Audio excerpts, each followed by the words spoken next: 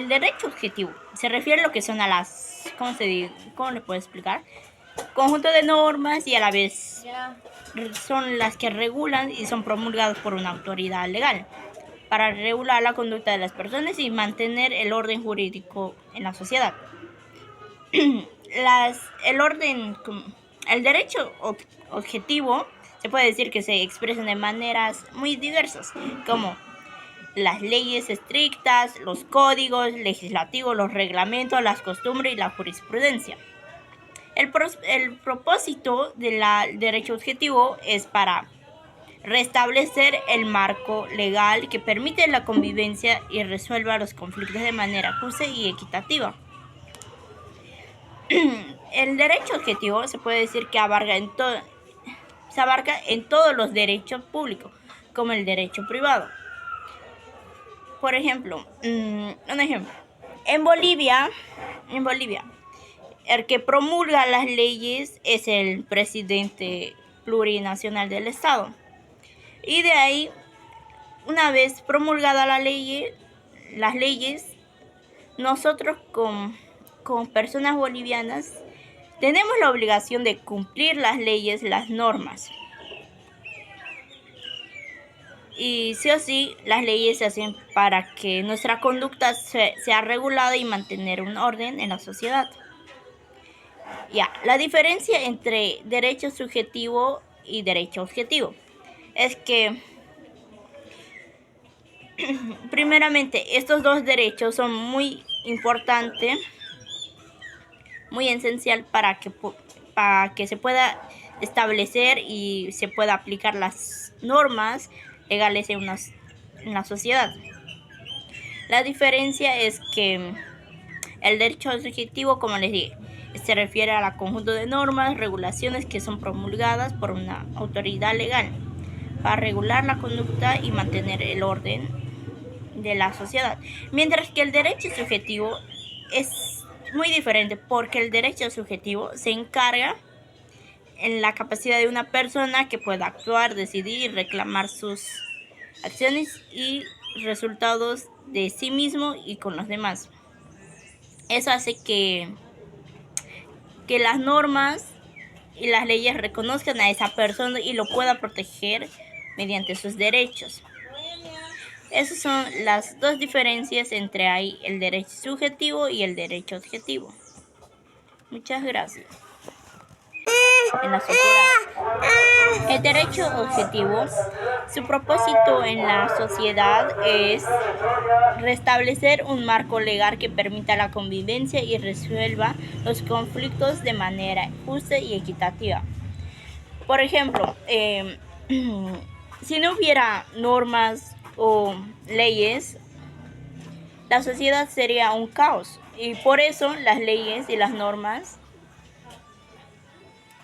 es para todos y sí o sí son para todos.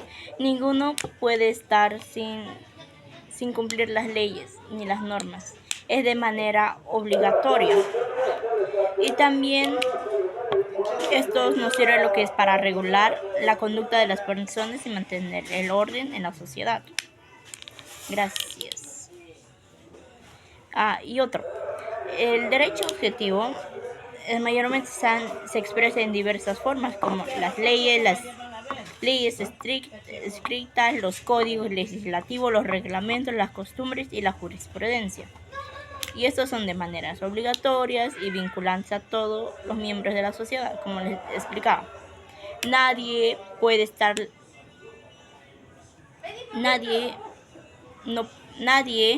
está de manera suelta, sí o sí tiene que cumplir las normas, las leyes, los códigos, los reglamentos y costumbres. A nivel en todos nuestros niveles.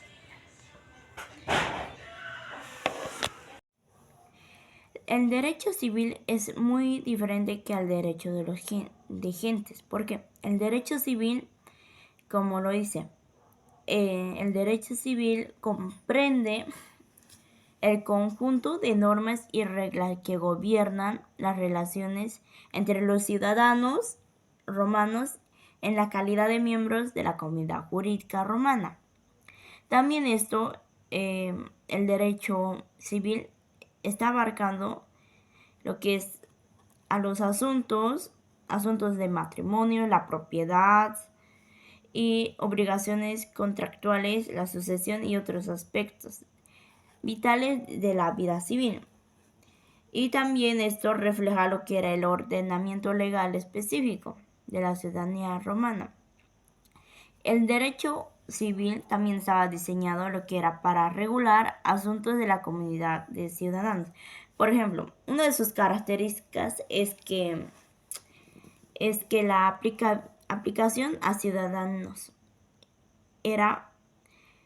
eso solo se aplicará a los ciudadanos romanos, en la cual regula sus relaciones y transacciones internas. A diferencia que el derecho de gentes, ¿por qué es muy diferente? Porque el derecho de gente es muy diferente que al derecho civil. ¿Por qué? El derecho de gentes hace referencia a una categoría del derecho romano en la cual mayormente se transciende lo que está en las fronteras de la ciudadanía romana. Y también eso se aplica a lo que era en las relaciones ciudadanos romanos y extranjeros, porque son diferentes comunidades y pueblos. También el derecho de gente también tiene un carácter más universal y destinado a lo que era a regular las cuestiones en las que las personas se involucraban con grupos que no eran parte de la comunidad ciudadana romana. Una de sus características, que era la aplicación a extranjeros. ¿A qué se refiere con esto? Se refiere que en el derecho de gente se aplican las relaciones entre ciudadanos romanos y extranjeros, incluyendo mayormente lo que eran los peregrinos, latinos y otros grupos ciudadanos. Esto hace que tengan solo los derechos de gentes, porque estaban mezclados entre ciudadanos romanos y extranjeros, y también peregrinos, latinos y otros, mientras que el derecho civil tiene más derechos que el derecho de gente, porque están involucrados con extranjeros, también porque están en fronteras de la ciudadanía romana. Como el derecho civil y el derecho de gente tienen una interacción. ¿Por qué? Primeramente, el derecho civil y el derecho de gente pueden coexistir. ¿Por qué? Porque esas dos categorías demuestran cómo el derecho romano se adaptó para poder afrontar los desafíos y poder regular cuestiones internas como externas en la sociedad de diversas y constantes evolución. También el derecho civil y el derecho de gente son dos componentes muy esenciales para el sistema legal romano, porque estos abordaban diferentes aspectos relacionados a las relaciones humanas de una sociedad diversa y constante interacción con otras comunidades y culturas. Por ejemplo, Bolivia. Bolivia es un estado que tiene interacción culturales y con comunidades en el sistema legal boliviano. Por ejemplo, Bolivia tiene 36 etnias, culturas y comunidades indígenas, campesinas. También esto hace un gran apoyo, también nos ayuda a comprender más lo que es la interacción entre el derecho civil y el derecho de gente. Es muy importante que estos dos puedan coexistir porque es muy esencial para un sistema legal romano. Como dijo, para que pueda estar en constante interacción con otras comunidades. El derecho natural es un conjunto de principios éticos y morales hacia los seres humanos que forman parte de la base de las normas legales, como el principio ético, por ejemplo, el derecho a la vida, el derecho a la libertad y el derecho a la propiedad son considerados derechos naturales porque la mayoría de las personas tienen una variedad de valores y también creencias.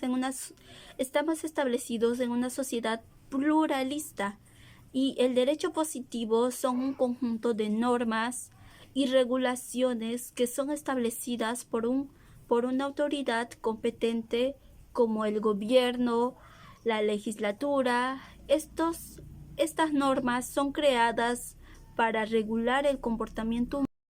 Los derechos humanos contemporáneos, ninguna ley del planeta puede contravenir legalmente los derechos humanos, como son el derecho a la vida, a la educación, a tener un nombre y una nacionalidad, y también a tener un justo proceso en caso de cometer algún crimen o en una legítima defensa.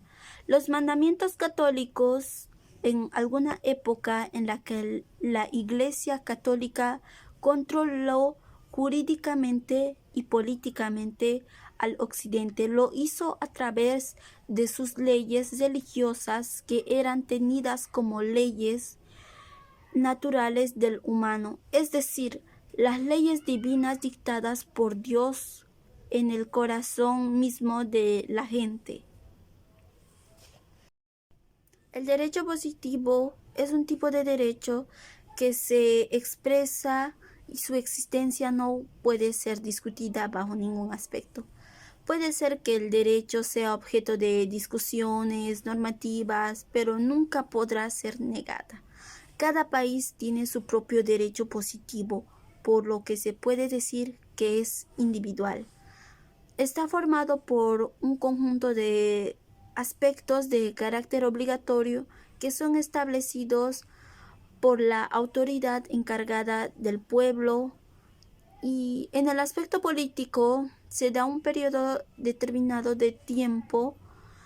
El cumplimiento y la ejecución del derecho positivo puede suceder de manera espontánea, y cuando no sucede así, entonces puede ser impuesto, coactivo. El derecho positivo es un tipo de derecho que se expresa mediante su existencia, pero no puede ser discutida bajo ningún aspecto. Puede ser que el derecho sea objeto de discusiones normativas, pero nunca podrá ser negada. Cada país tiene su propio derecho positivo, por lo que se puede decir que es de manera individual.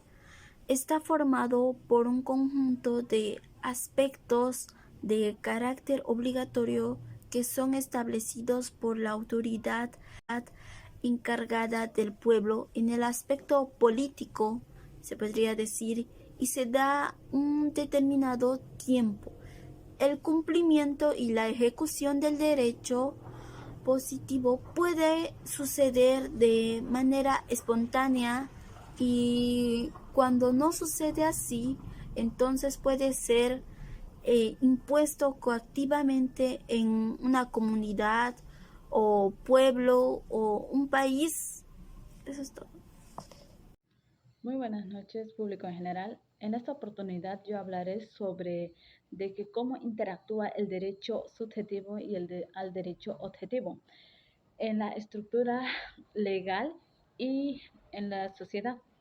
Primeramente, también daré un ejemplo en donde cómo son los derechos objetivos y el derecho subjetivo en que cómo puede estar sujeta a las limitaciones del derecho objetivo.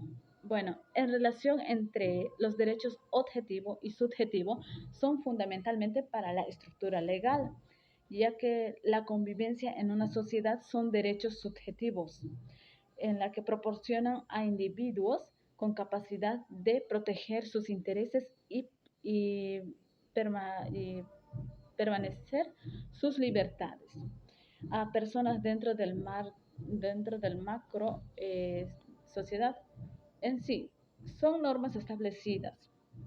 Bueno, el derecho objetivo establece límites y condiciones que pueden ser ejercidas por los derechos.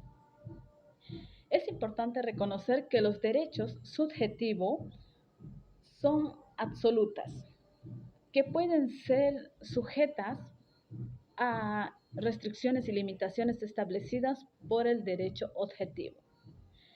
Por ejemplo, el derecho a la libertad de expresión que puede estar restringido en ciertas circunstancias para evitar daños, perjuicios, prevenir discursos o iniciativas de violencia, en donde podríamos decir en resumen que es una interacción entre el sujeto objetivo y el sujeto subjetivo, en la esencia de lograr un estudio entre intereses individuales de bienestar en una colectiva de la sociedad.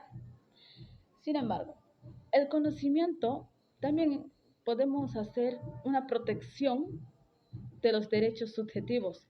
Son fundamentales para garantizar la dignidad y el bienestar de personas, mientras que el derecho objetivo proporciona el marco legal necesario para la convivencia de la justicia en una comunidad. Como dije, el derecho objetivo son derechos. Por decir, si en un tiempo, en unas 2 horas a ti te da hambre o algo así, es un derecho a comer, es un derecho a la alimentación, derecho a la salud, derecho a estudiar, derecho a vivir. Y el derecho subjetivo son leyes y normas, en donde es la justicia que te hace cumplir las normas establecidas. Bueno, en otra parte también hablaré sobre la definición del privilingüe, en donde vamos a proporcionar también ejemplos que podrían otorgarse, ¿no? Bueno, primero daremos a conocer el privilingüe se refiere a un conjunto de normas legales, especialmente y excepcionales, en que otorgan derechos y beneficios a individuos en grupos específicos.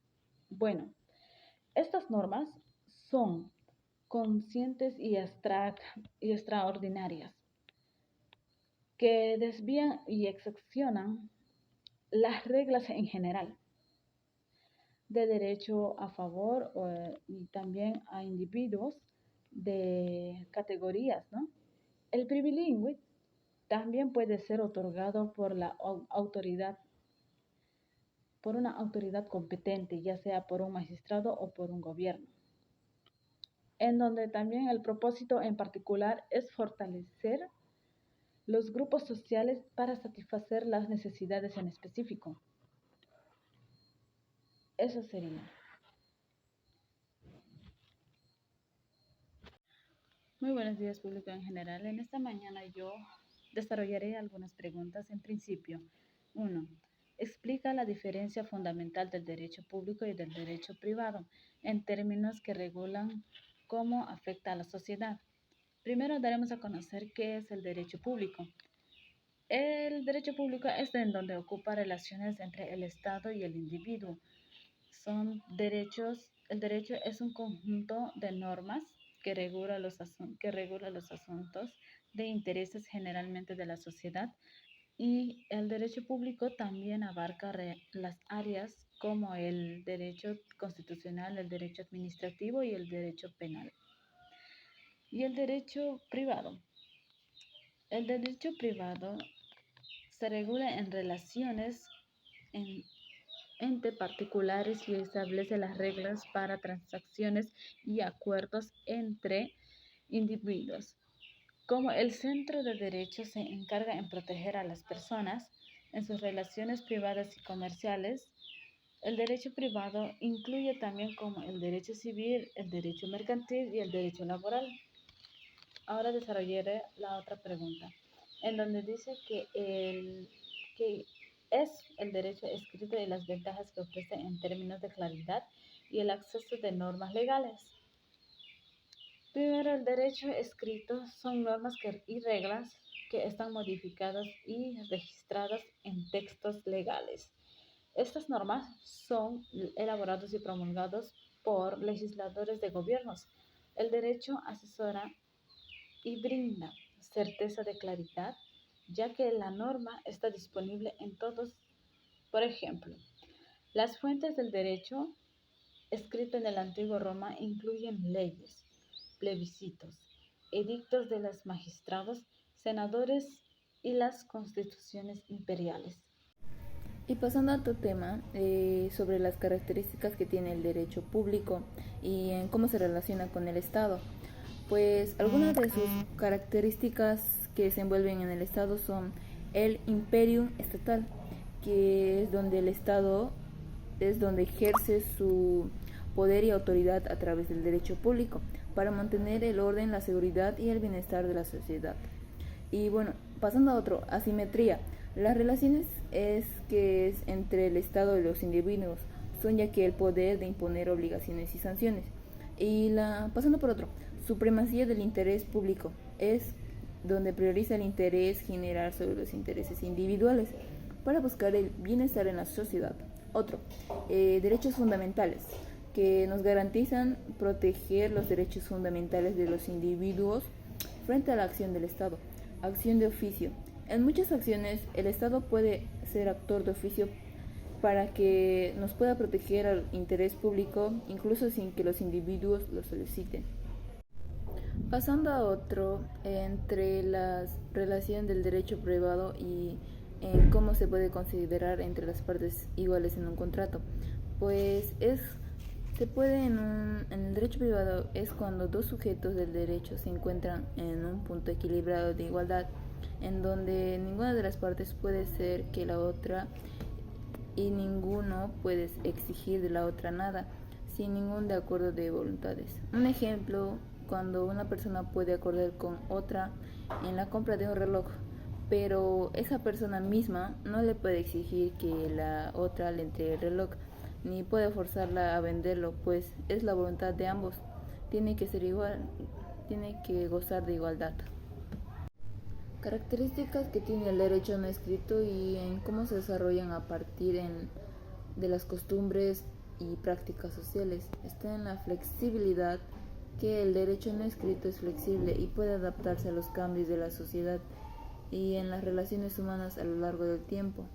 En desarrollo gradual es que se desarrolla gradualmente a medida que las costumbres y las prácticas se consolidan y se convierten en normas que son básicamente aceptadas por la comunidad. En respuesta a vacíos legales es que el derecho no escrito puede llenar vacíos en la legislación formal, proporcionando soluciones a situaciones no contempladas en las normas escritas. Ventajas y desventajas que podrían tener el privilegium en términos de equidad y justicia en la sociedad. En las ventajas que podría ser es la concepción discrecional, es donde el privilegium eso es una concepción discrecional de derechos o beneficios otorgadas por las autoridades específicas. En las desventajas está la excepción de las reglas generales. El privilegium es que nos permite desviar de las reglas generales del derecho en beneficios de individuos o grupos particulares. En ventajas está el propósito específico, es que por lo general tiene un propósito objetivo particular, como nos garantiza la protección de ciertos grupos o abordar necesidades específicas. Ventajas es el limitado de alcance, aunque es otorgada por beneficios especiales. El privilegio suele estar limitado en alcance y se puede aplicarse solo a situaciones específicas. Y vamos a hablar de la comune. La comune se refiere al lenguaje de los furistas, de los furistas romanos en la época clasista, cuando estos buscaban una expresión para referirse a las normas, al ordenamiento jurídico que pueden ser aplicadas a la totalidad del pueblo romano. Es como una regla romana en esos tiempos daba un ajuste y un procedimiento de normas al pueblo romano. ¿Y a qué aporta y qué propósito tiene? Su propósito en la regulación legal. Vamos a ver aquí, es un conjunto como una expresión legislativa de la monarquía universal, de la unión imperial, del participaba de los pueblos medievales, de la intención de preservar los intereses más altos de la humanidad.